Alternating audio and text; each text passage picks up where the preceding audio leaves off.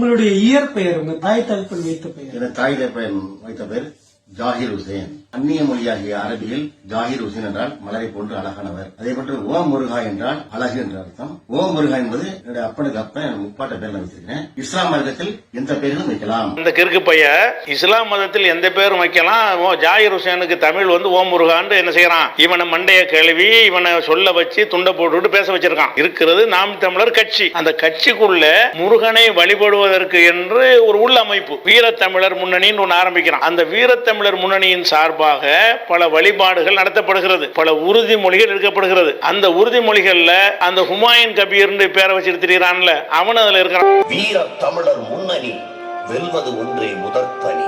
இயற்கை எங்கள் வழிபாடு, மூத்தோர் எங்கள் தெய்வங்கள். இஸ்லாம் அது ஓ மதம் இல்லையே, அரேபிய மதம். கிறிஸ்தவர் அது ஐரோப்பிய மதம். நீ யார்?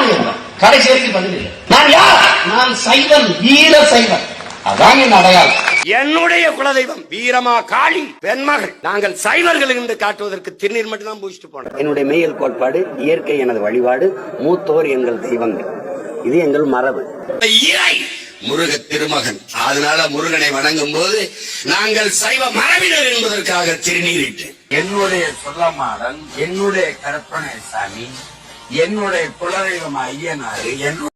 சரி, இந்த பெருமாள் யாருடைய இறை? பெருமாள்ங்கிற சொல் எந்த மொழி சொல்? உன்னுடைய பெருமாள் எங்களுடைய மாயவன், எங்களுடைய மாயவன், எங்களுடைய கண்ணன். நாங்க வணங்குகிற தெய்வத்திற்கு மால் என்றால் கருப்பு, வணங்குகிற தெய்வத்தை பெருமாள் திருமால் என்று மரியாதையா அழைச்சான். அதான் நீங்க வணங்குற பெருமாள் திருமால். நீ என் தெய்வத்தை எனக்கு கும்பிட்டு போ அப்படின்னு விட்டுருக்கு. ஒரு தனி இடுகாடு அமைக்கணும்.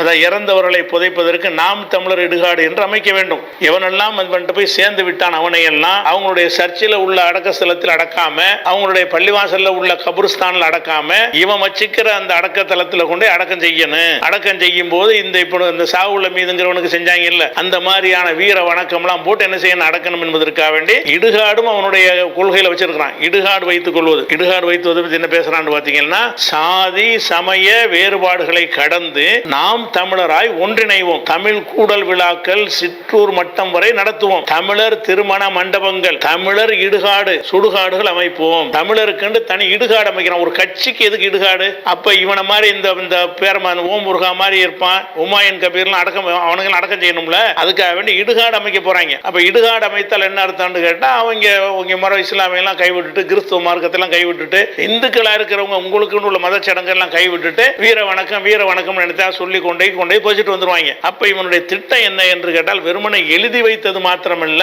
இதை கடைபிடிக்கிற ஒரு விஷயத்துல இருக்கிறான்.